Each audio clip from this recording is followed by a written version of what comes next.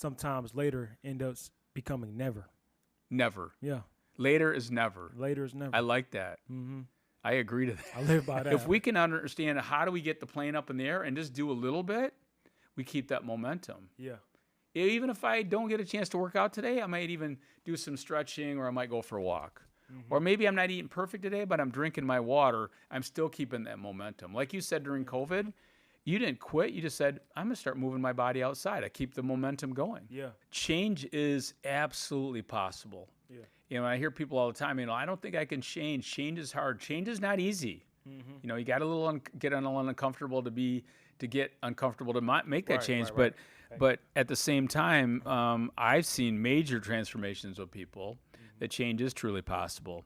But the questions always come about is, how do we stay motivated? How do we build habits that last? And how do we keep that momentum going? If I can go from doing nothing to something, that's where you begin.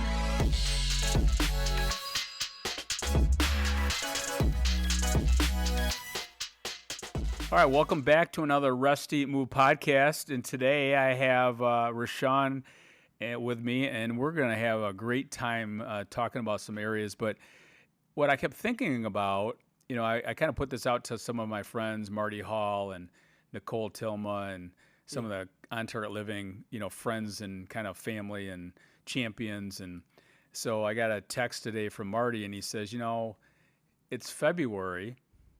Why don't you guys talk more about some motivation?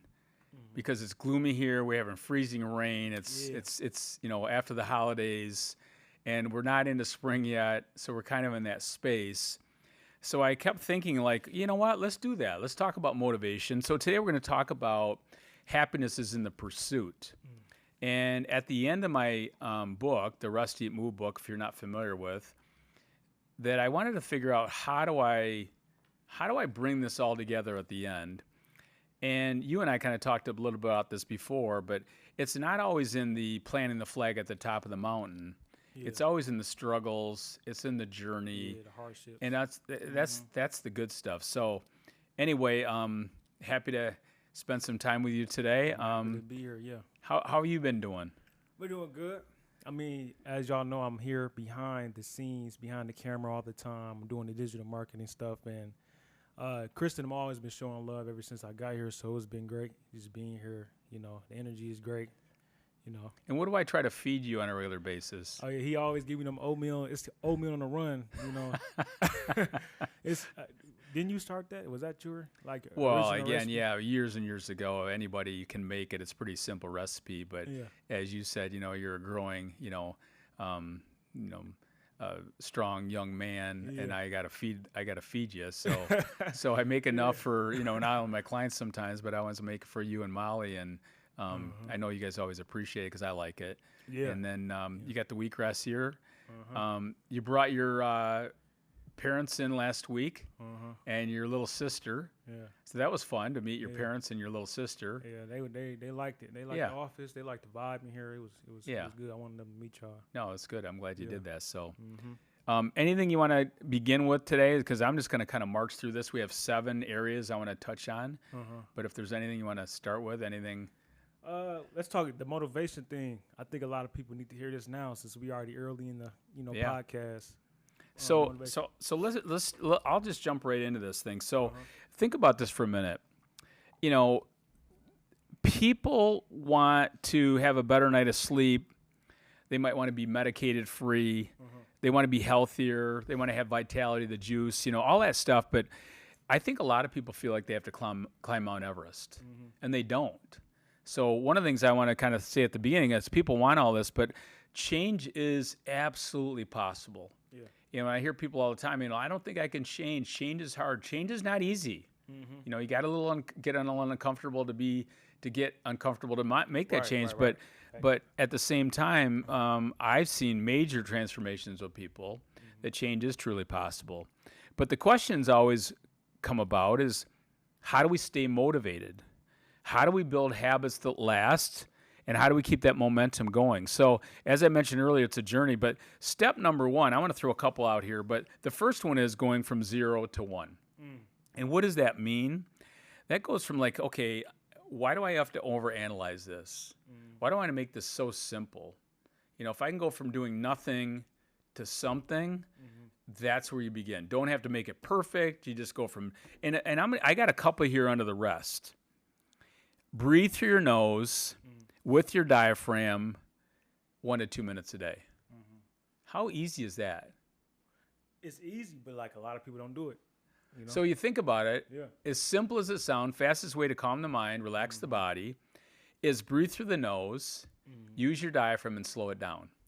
I cannot tell you how many people that I've learned this from Dr. Phil Nirenberger many, many years ago, but I'll share with them this fastest way to lower blood pressure, calm the mind, this and that, talk about mental health today, anxiety, and they still don't do it.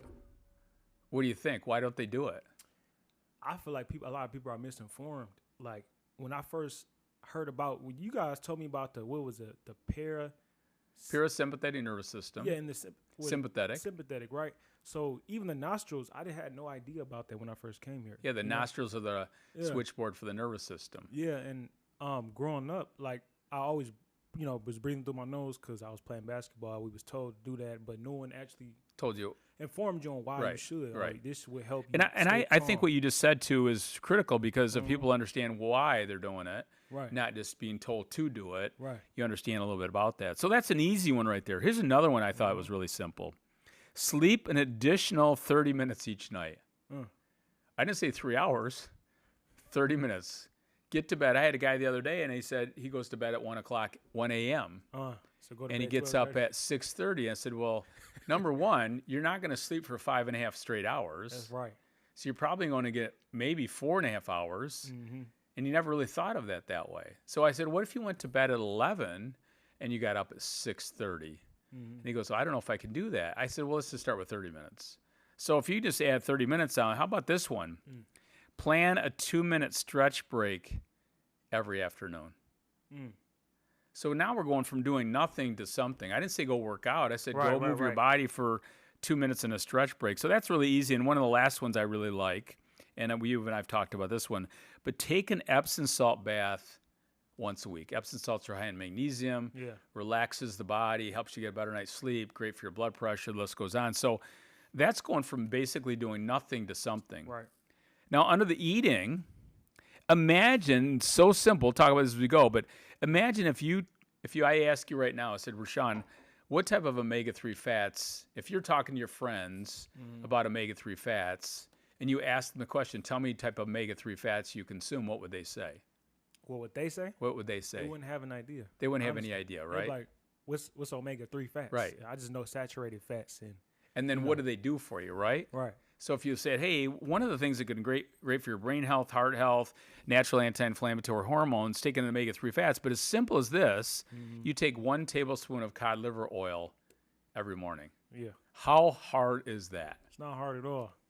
And if you know the benefits of it, then you'll do it. You might do it. That's why I had a whole lifestyle change because I understood it. You know what I'm saying? I knew. Well, I think the other thing too was exciting for when you came in here is you were curious, you want to learn more, and you were like, okay, let me try this. I'll be the the proof's in the pudding and tasting the pudding. Yeah.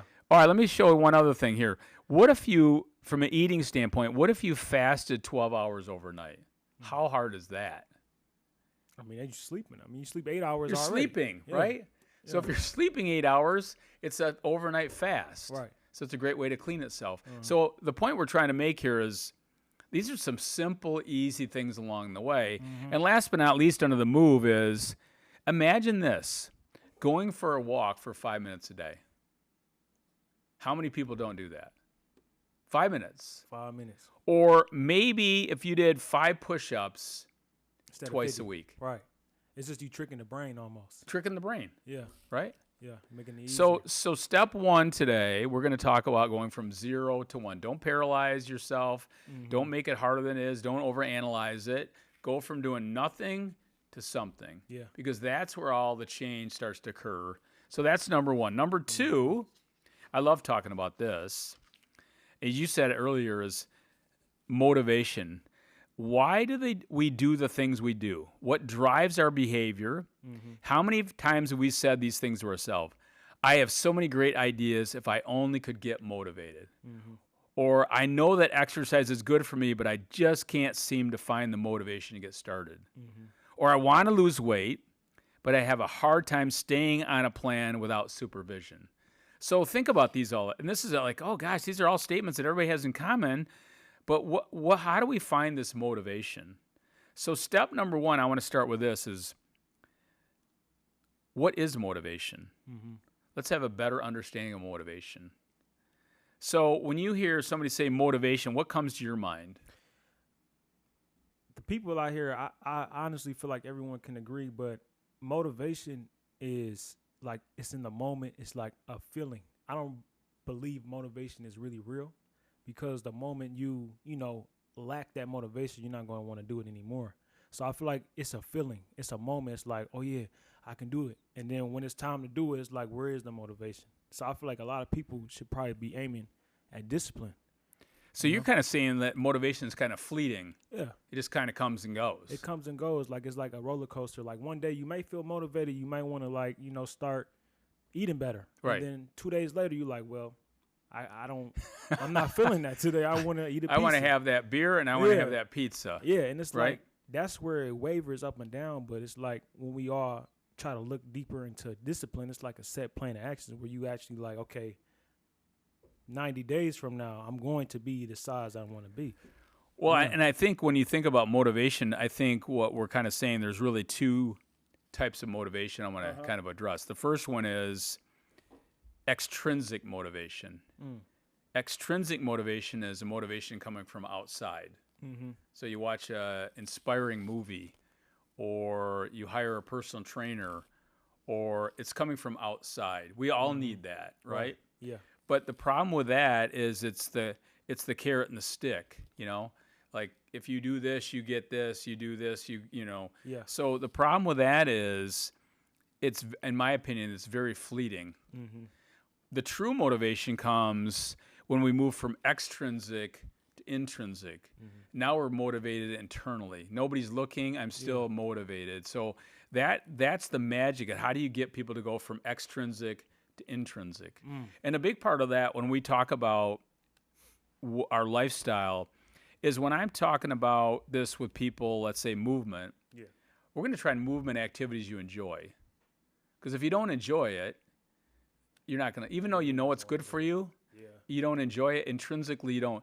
Or when you're lifting weights, if you can get people to understand how to get their brain into the muscle and how it feels, or maybe how do they feel afterwards, that's more intrinsic. So that's the big thing you have to understand, is how do you get people to go from extrinsic to intrinsic? And when they do that, to me, that's the motivation internally, and that's the engine we're all looking for. But if you say to yourself, I'll use myself as an example. Like, some days I don't feel like it. Like, I feel like I'm not motivated to go move my body. Yeah. But then I think about how I'm going to feel after the event. Or what I was listening to podcasts the other day with in the Spartan races, and Joe was talking a little bit about this, and he was talking about put a date on the calendar. Deadlines. I think a date on the calendar is very motivating for many people. Yeah. So when I used to do bodybuilding, I'd always work backwards. So if my date is April 24th and it's January 1, I got that date on the calendar. I know that date's there. Yeah. So now I'm kind of internally motivated, intrinsically motivated, because I got the date on the calendar. Or if you're going to run in your first 5K race or whatever it is, you put that date on the calendar. Right. Does that work for you? I was just going to say that. Honestly, that's the only thing that works for me. Before, when I didn't have anything on the calendar, or let's say I just, I want to do this. By the time I was about to start, I didn't want to do it anymore. It's just like in that moment. But when I focused on that date and had, like, let's say at the end of the month, I wanted to grow my biceps or something. If I see it, then I can actually think it, and then eventually it's going to come to pass. So for example, if you said, hey, I'm going to put the date on the calendar, and whatever I'm going to do, again, because Mondays always come. Right. I'll just wait till Monday. Yeah. And then it's the next Monday, and we've all done that. But if I get the date on the calendar, I can't keep ripping through these Mondays, because Mondays I'm coming through that. So I heard a thing, they say, like, sometimes later end up becoming never. Never. Yeah. Later is never. Later is never. I like that. Mm-hmm. I agree to that. I live by that. I'm like, if I tell myself I'm gonna do it later, I'm probably not gonna do it. Right. Mm-hmm. I had a guy one day, I was doing some training, and I had to end the session. I had to leave him, and he said, "Hey, don't worry about it. I'm going to do those core work when you're gone." And we both, I looked at him, he looked at me, he started laughing. I'm like, "You're not going to do it." He goes, "Nope, I'm not He's like, doing no, that. I ain't doing it. I ain't doing that." All right, so number 2 is motivation. I think we all sometimes, but again, if we can go to extrinsic to intrinsic, doing it because we want to, not because we have to. Mm-hmm. And then that leads us into how do you develop a habit? So if I said to you, how do you develop a habit? What do you do? What do I do? Yeah, if you want to develop a new habit or change a habit, what do you do? I set a whole plan. Like, I'm a plan guy. Like, I like to write everything out, see it, think about it, visualize it. Like, when I set my plans and my habits, I normally do 21 days. I try to start small, and then I work to big. Because if I start big, then I'm eventually going to call myself out of it. So I love that you're going to start from small to big. Mm-hmm. So here's a couple myths most people believe about building habits. First, they think it has to be hard and painful. Mm-hmm. That doesn't happen. That's not true. So habit formation is not hard if we break it down in what you just said into small behaviors. Mm-hmm. So if you break it down into small behaviors, it's not that hard. Right. So if my goal is to drink more water, how do I do this? For me, I gotta be able to some type of way to monitor it, and then I gotta put it in front of me. So I like what you're saying. The second myth most people think that it believes it takes a long time to develop a new habit.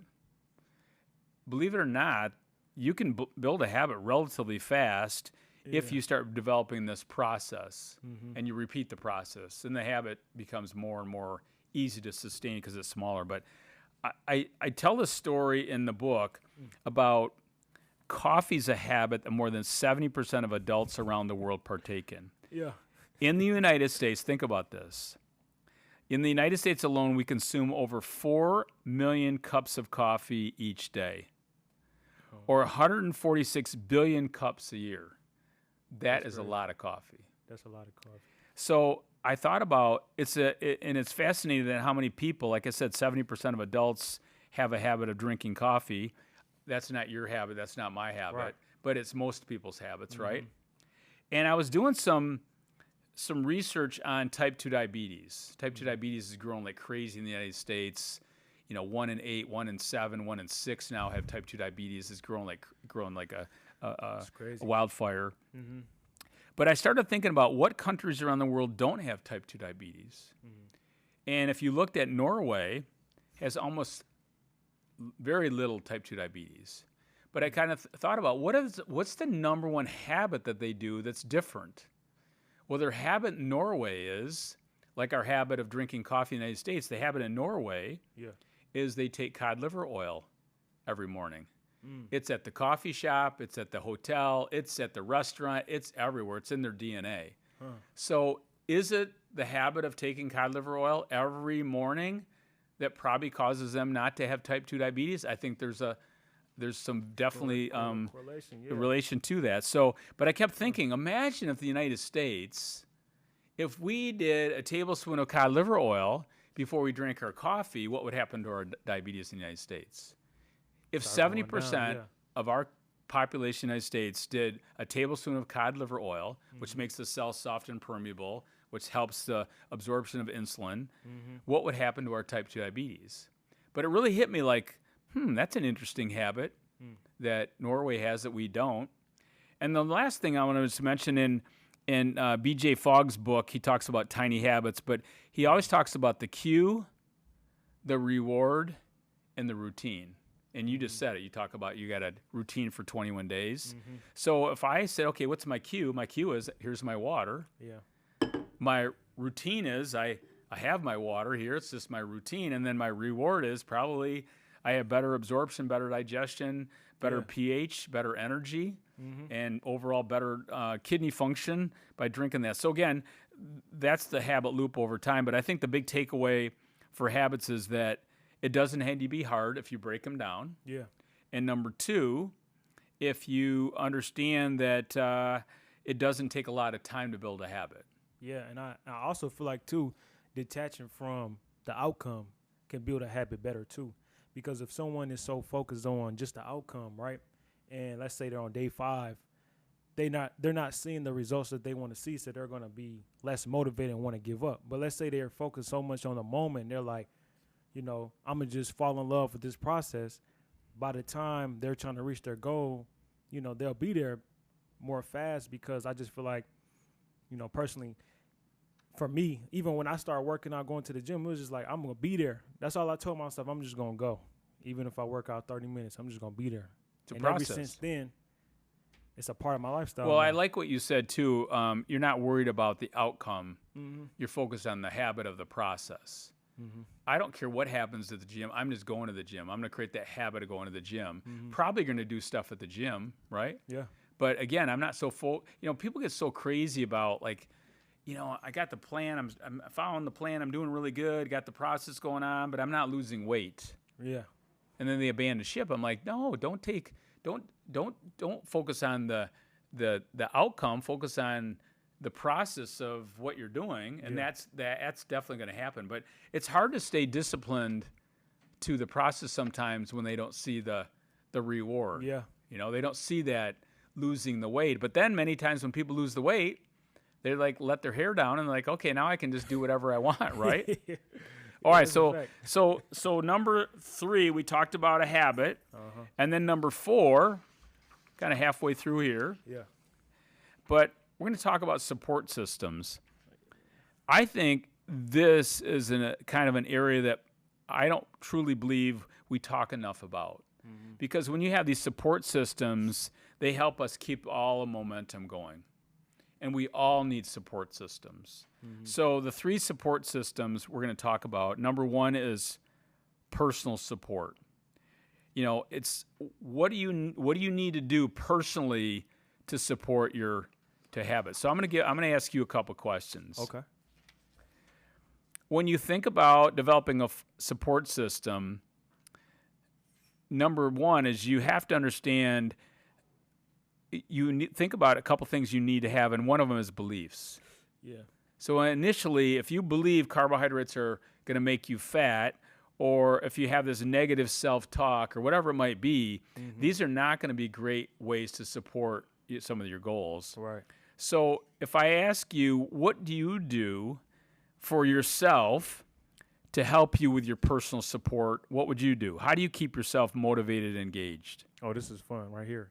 So I have certain things that I stand by, I do, right? So when I'm working towards a goal, or let's say right now, right, I'm trying to be financially free before I'm 30. So what I do look is, at that. Yeah, I wake up in the morning hear this. every single day, and I have this list of affirmations that I read off to myself, and I tell, like, I'm trying to convince, because we all have a conscious mind, but then what we always forget, like everybody forgets, is you have a subconscious mind. So what you're around, just like you said, your system, who you talk to, what you listen to, what you eat, everything has a lot to do and correlates back to your subconscious mind. So I try to convince my mind that, I can be financially free. So I have these list of affirmations. I say it every morning, and then I wake up, and I try to follow this routine that's like what, normal millionaires would do. So let's say I wake up, affirmations, do my push-ups. I try to get like something like water, lemon water or something like that. Then I'm on my way to work. As I'm on my way to work, like I come here and I come to work with y'all, talking to myself in a positive way. So like I'm thinking like, this is going to be a great day. Like it's like I'm manifesting the whole day. You're manifesting your destiny, right? Yeah. As Tony Robbins likes to say, back in the day. Mm-hmm, just speaking it. And I feel like that's a big part of it. Just me speaking it. Well, and I love that you have a plan that supports your personal support. Mm-hmm. You're not trying to be negative talk, positive talk, affirmations, all these things. And again, I look at this right here, the stuff I wrote down is exactly what you're talking about. It's amazing. So that's one. I think we all need that, whether it's a personal friend or a coach or a mentor or whatever. Affirmations, what you say to yourself, catching yourself. You know, I was thinking to myself the other day, I'm talking about this and that. I'm like, we live in a world right now with there's a lot of, you can look at a lot of negativity, right? Everywhere you go, news, whatever. Yeah.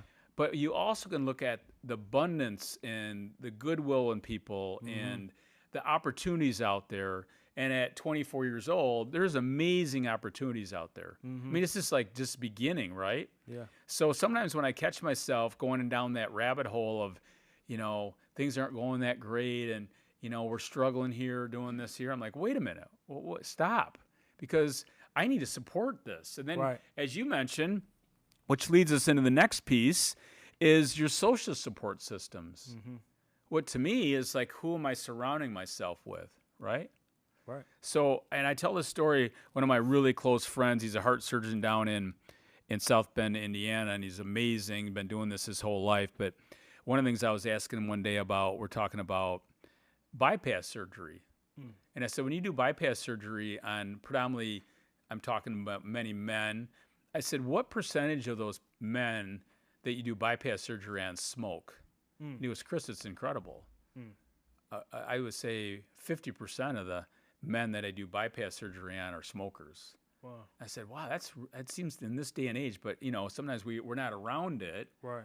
So he says to me, I said to him, well, out of those people that you do surgery on, bypass surgery, open their heart up, do the whole, open the chest cavity or whatever, how many of them quit smoking?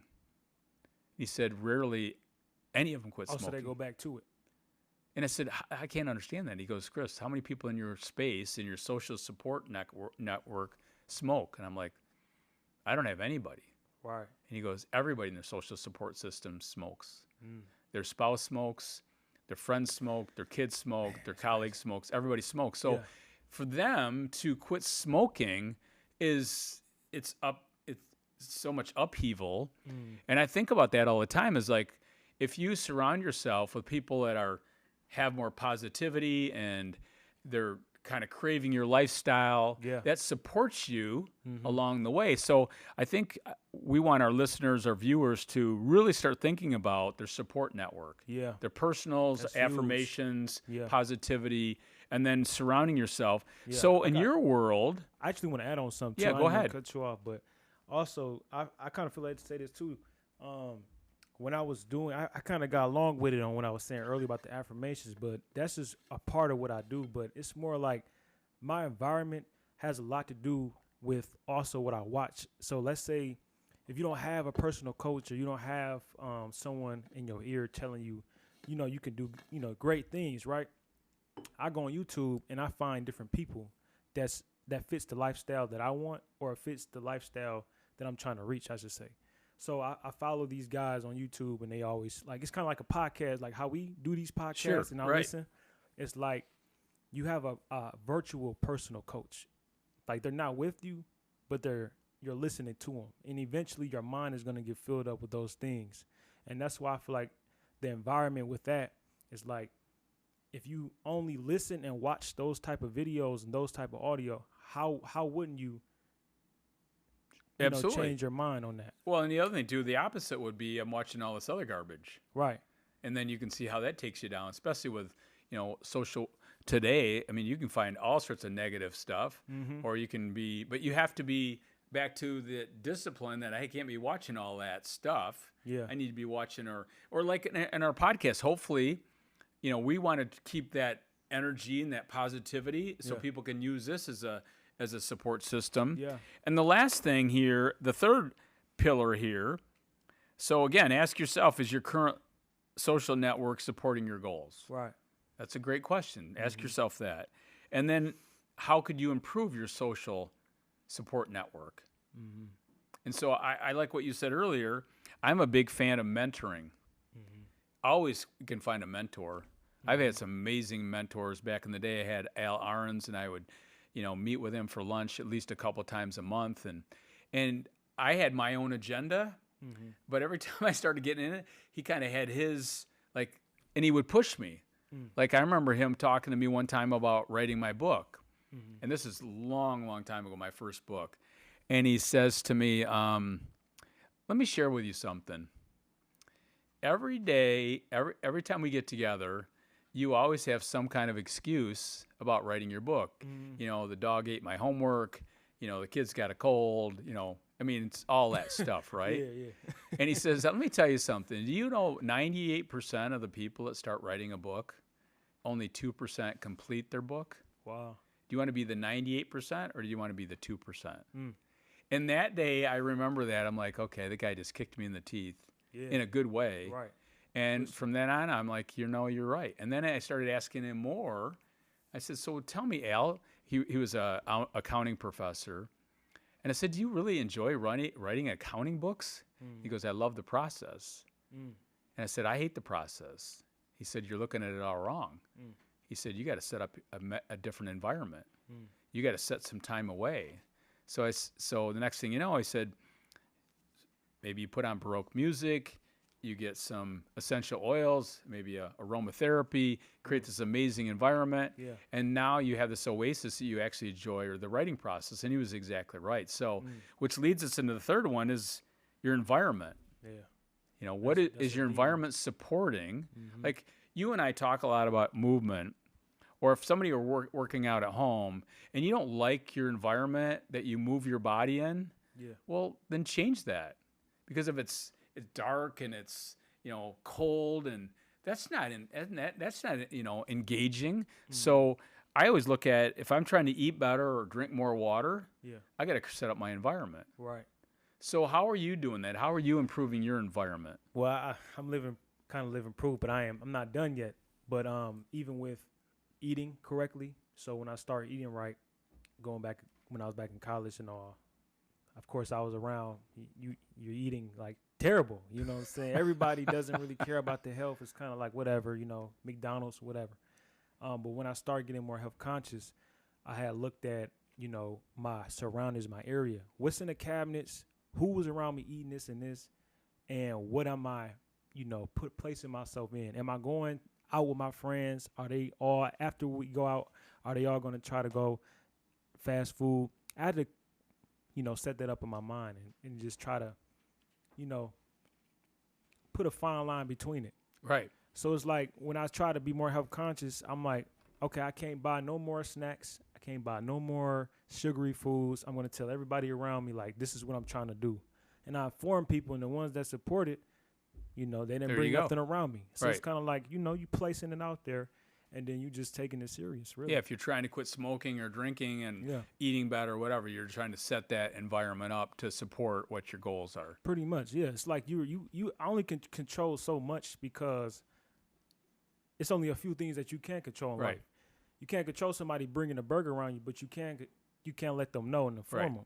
Yeah, I mean, we're coming in here. We got the oatmeal in the morning, got my soft cooler, you got your stuff in there. We're going to the kitchen, we're doing. But if you got a bunch of garbage around yourself, you don't have any water where you want it, or you maybe put it in the car or whatever, I'm traveling, or you're traveling or whatever, you want to create that environment that supports it. And if you're trying to, you know, if you say, you know, I eat way too much ice cream. Well, then quit buying the ice cream. Right. Clean your fridge. Clean it out. And then maybe put something else in there that satisfies you. It's not that maybe the ice cream, but you're putting something in there. Yeah. But you're not, because if you just put the ice cream in there, you're just torturing yourself. Exactly. Because it's just sitting there calling your name to come back in there. You always got them people like, well, I can be disciplined. I'm good. I'm fine. But then, you know, a week later they eat ice cream. Which leads us into the next component, which is number 5 out of 7, is willpower. And so I hear this all the time. I just don't have any willpower. And one of the things I always say is, were you not in line when willpower was handed out? Everybody can get deficient in willpower. Yeah. But I truly believe willpower is like a muscle. Now, I'll just share with you real quickly for me, but when I get a good night's sleep and I've moved my body and I'm hydrating, I'm eating better, I'm good. Yeah. But if I don't sleep, I'm tired, got crummy food here, my willpower starts to disappear. So it's like the battery, I haven't plugged it in. So for me, when I tell people about willpower, if you do not recharge your batteries, your willpower is going to run out. Yeah, that's true. And so we think that we just, you just have more willpower. Well, willpower is a muscle. You build it over time. So what do you do to improve your willpower? Sometimes in the morning, I like to pick out the clothes I'm going to wear. I actually seen some video. I forgot who said this. It might have been the owner of Amazon, if I'm not mistaken. But in the morning, they like to not make certain big choices because it can make your willpower like, oh, I got to think about what I'm gonna do. Because with it's this. taking away energy. Yeah, Correct? it's taking away your energy of decisions. Right. So it's like that's how I like to do it. I like to have certain things already planned out, so I'm already knowing how my day is going to be. So if you have your workout equipment, in your car or here it's the office, I don't have to worry about that. It's just now. I love that. It's a state of flow. So I'm not spending a lot of energy trying to figure out how to do this. Yeah. I'm trying to keep my battery plugged in so it doesn't bother me. Yeah. On a 1 to 10 scale, how strong is your willpower? Willpower, I would say, is an 8. Okay. 8 out of 10.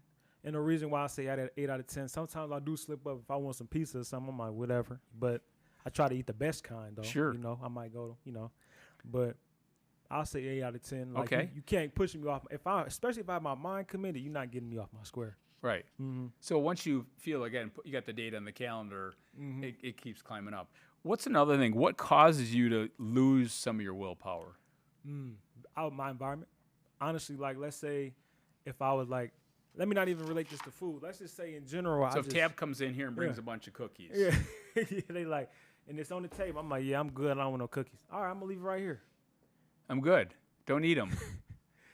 2 days later, it's like, okay, I see him again. Everybody eating them. It's like, eventually, I'm not going to fold if I have a mind to it. But let's just say I just told myself I don't want to eat cookies this week. Eventually, I might tap in and eat it. So I tell this story sometimes that my wife Paula makes these date cookies over Christmas, and they're little airy date cookies. They're amazing. And so 100 years ago, it's Christmas morning, and we come down. She's got the date cookies coming right out of the oven. Well, I come down. I haven't done wheatgrass yet. I haven't done my water, cod liver oil. I haven't eaten my oats on the run. I haven't done anything. So I just said, I'm just going to go over there and grab a couple date cookies. So I go over and a couple date cookies, spike my blood glucose level up. At the end of the day, I had probably 23 date cookies. That's how I had no willpower. I mean, I completely collapsed. Yeah. And then everybody's around me going, what's wrong with Mr. Positive today? He's not so positive. I'm like, I'm in a food coma all day because I lost my mind. But I knew better. But in the moment, I'm just going to have a couple. Right. But then when my blood glucose level went crazy, I don't have any willpower. So you can have the best intentions, but if you don't set that environment up and you understand the physiology of the body, sometimes we just beat ourselves up that we need to not only build our willpower, but we need to protect it. Right, yeah. Now, like you said, it's a muscle, so it's a muscle. Don't just think your willpower is going to be super strong. You're like, well, like how I was just saying it, I don't want to sound too arrogant, but it's like I built this over time to be able to say it. Yeah, so that's what I really like what you just said. You're building it over time because, again, it's these small, gradual things that you just – and then it creates that confidence that, you know what, I don't even care if the cookies are here right now. Yeah. As long as I've eaten, I've moved, I got hydration, I'm good. I don't need that, And then the time, if there's a time for that, there's a time for that. And I feel good about it. I'm not beating myself up about it. All right, so we got 2 to go. Okay. The last 2 are some of my favorites, and this one is number 6 is learning how to pivot. So when people say all the time, hey, Chris, Onto Our Living, Matt, Kristen, Rashawn, Tab, can I have a diet? I'm like, oh, no, because the diet doesn't teach you how to pivot. I had a gentleman this morning, we were doing some training this morning, and I said, I can run you through a workout, or I can teach you how to work out. And I said, that's what we're going to work on. We're going to work on teaching you that you can pivot at any time. Because when you learn how to pivot, there's no more prescriptive approach. You can learn how to do it. And that's what we try to do is we try to teach you a lifestyle versus you got to follow this lifestyle. Right. So when you think about pivoting, what does that mean to you? Man, I would say, how can I say with pivoting? Honestly, if I have my mind set on something and let's say a big challenge comes nearby or something, I don't know, it just depends. Like, it just depends on how committed I am, to be honest. For me, for example, let's just say I had plans to go to the gym and the gym closed. All right, what am I going to do today? I can go for a walk or I can work out in the space, or today I'm good, I'm not going to move my body. But if I go to a restaurant and I decide I want to get the, sea bass and they don't have it, okay, then what's another? So what's another we just want to alternative? feel like we have the skill that we can pivot, because when we can pivot, that's everything. And what we do on our kind of our worst day is always kind of like the best. If that's the worst thing I'm going to do today, like people say, well, the only option I had at this place is I could get this. Okay, you do the best you can with wherever you're at. You're learning how to pivot. Yeah, I like that example. I actually want to go back to around COVID. When COVID happened, that's when I first started my actual fitness journey. Like I was always working out before, but 2020 I would say is when I started getting more, taking it a little serious. You know? And I just remember I was going every day. I would wake up every day before 8 and go to the gym. That was just my thing. Like it was just, I created this habit and I was going. COVID happened, all the gyms shut down. So I'm like, I had to think about it. I'm like, what I'm going to do now? So instead of me just giving up and being like, the gym's closed, I might as well take a break, wait for it to open up. I went outside. The stuff I was doing at the gym, I just went on YouTube and found things that you can do as a replacement. Sure, absolutely. So if I got on the treadmill, ran a mile, then I went outside, ran a mile. If I did, lat pull downs or bench presses, I was doing push-ups and I was doing pull-ups. Found a park. So here we go. Yeah. And I think that's the big thing, because that is a skill. But again, don't feel like you have to follow the prescriptive approach. It's more learning how to pivot over time. Yeah. And the last one today, number 7, is this thing about momentum. How do you keep the rock rolling down the hill? Yeah, I like that. Because when you think of all like sports and stuff like that, it's all about momentum. And you're like, wow, what happened to the energy?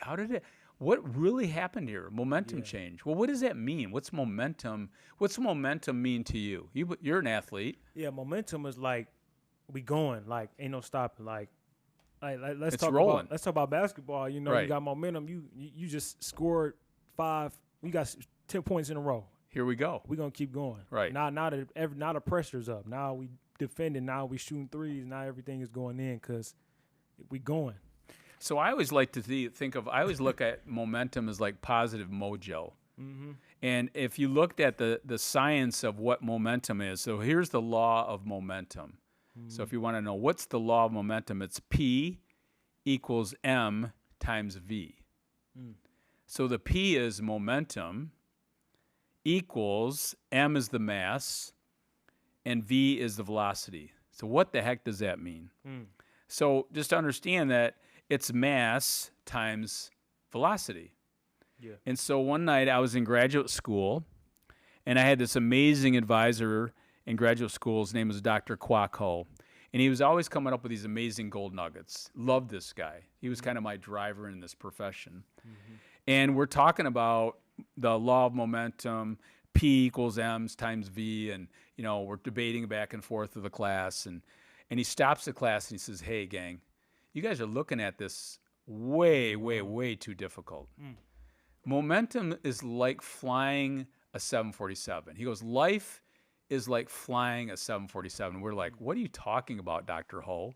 Yeah. And he said, if you think about an airplane or a jet like a 747, all the energy is at takeoff and landing. Once you get the plane up in the air, you create momentum. There's hardly any, you got the mass and the velocity going 100 miles an hour, and it takes hardly any energy. And when you think about lifestyle, we spend all this time, I'm on a diet, I'm working out crazy, I'm up and down, up. It takes way, way, way too much energy to get up at altitude. But once you get at altitude, it's like a glider. Yeah, the glider has no energy. And if you looked at, if I'm going from, like tomorrow I'm flying to Arizona, probably once we get up in the air about 35,000 feet, we're going to probably use about 20% of the fuel. All the way to Arizona. All the other fuel is going up and coming down. I like that. Yep. Yeah. And so if we can understand how do we get the plane up in the air and just do a little bit, we keep that momentum. Yeah. Even if I don't get a chance to work out today, I might even do some stretching, or I might go for a walk. Or maybe I'm not eating perfect today, but I'm drinking my water. I'm still keeping that momentum. Like you said during COVID, you didn't quit. You just said, I'm going to start moving my body outside. I keep the momentum going. Yeah. Because when people get stuck, and this is what I think, it's way too hard to constantly stop and start. And it's no fun versus if you just do a little bit every day. Yeah, Tiny little habits every day over time creates a momentum. So once that plane gets up in the air, you create that momentum. And through the turbulence, you keep going. And you keep through the turbulence, right? You still have that energy along the way. So, Yeah. as a quick that. recap, and again, you can add anything at the end, Yeah. but happiness is in the pursuit. It's always in the journey. It's never planting the flag at the top of the mountain. It's always the good stuff is in the struggle. It always will be. And we go from 0 to 1. Just get started. Don't make it harder than that. Day by day. Number 2, motivation. If we can go from extrinsic to intrinsic, we do it because we want to, not because we have to. I like that. Build a habit. You do it one step at a time. Build the cue, build the reward, build all that stuff. But again, make that simple. Number 4 is support systems. We have personal support, social support. Again, who you're surrounding yourself with. Yeah. What's your environment look like? Number 3. Number 5 is willpower. Again, I think all of us have to understand how we then need to plug the battery in and recharge. Yeah. Number Seriously. 6 is learning how to pivot. And last but not least is how to keep that plane up in the air with momentum. So as we wrap this up, any parting shots you want to share with our listeners? It's a deep one. We talked a lot of stuff about momentum, really. Revise over this one more time. I like this, but I would say to the people out there, with your environment, I had to learn this myself. You have to be careful who you tell your vision and your dreams to, because not everybody shares the same idea and goals and the same mindset. If you're, let's say you wanted to lose weight and you're around people who don't believe in working out, you don't you're around people who really don't believe in dieting, right? They're going to put their perspective, their paradigm on you and be like, well, that's not the right thing to do. I honestly feel like you have to surround yourself with the people with the same goals, the same mindset. And if you don't have those people, then just be alone for a minute. But that's the big one for me, because once I remove myself from people who didn't think like how I did and place myself around people that did, like I'm here, even here, everybody shares the same ideas and beliefs, and it's easy to grow in that type of environment. If I was in an environment where I couldn't even, I'm around bad food all day, I'm around just negativity, then eventually, it's not really going to change me, but it's going to have an effect. Well, and it wears you down. Yeah, and it wears you down. Yeah, bad. I mean, sometimes we get tired of pushing. Yeah. Sometimes we'd rather be doing, people soon doing some pulling. Mm-hmm. And if we're all in this group, whether it's you, Tab, Matt, whoever it is in here, you come with this good energy. Yeah. And it's a fun place to be and everything. Mm-hmm. But that's what we want to share. And I think what you said is exactly true. It's that circle of influence. Mm-hmm. And we're in a challenging place in our world today. Yeah. So this is not a Pollyanna. But there's so many opportunities out there. There's so many wonderful people. Mm-hmm. And we need to surround yourself with people that are lifting you up, not pulling you down. So Yeah, all good huge. stuff. And I want to hear more. Maybe we'll talk about this another time. But Yeah. I want to get this millionaire mindset. I want to hear what the 24-year-old is doing. And I love what you're saying, because I think it's, it's like anything else. It's just a behavior of what's possible in your life. So, again, thanks for joining me today. Yeah, thanks. And wishing everybody health and happiness. And we'll see you next time.